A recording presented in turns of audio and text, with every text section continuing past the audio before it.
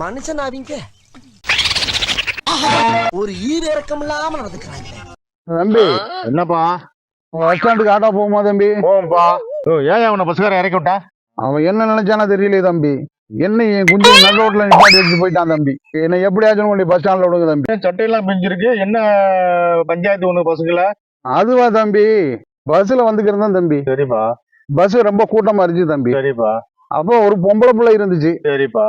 காலை எடுத்துக்கமா என் குஞ்சு வைக்கணும்னு சொல்லிட்டேன். சரி. தெரியாம ஒரு வார்த்தை தவறிடுச்சு தம்பி. எல்லாருமா சேர்ந்து போட்டு ஒதுக்கிட்டாங்க தம்பி. என்ன குஞ்சு வியாபாரி தம்பி, கோழி குஞ்சு. அவனை கண்டு கீழே இறக்கிட்டு போயிட்டான். நானா இருந்திருந்தேன் உன்னை கீழே ஓட்டு நான் பச கொண்டு மேல ஏத்தி நெசிக்கிட்டு போயிருப்பேன். ஏன் தம்பி அப்படி சொல்றீங்க? என்ன என் குஞ்சு நடு ரோட்ல நிக்க வச்சுட்டு போயிட்டான் தம்பி.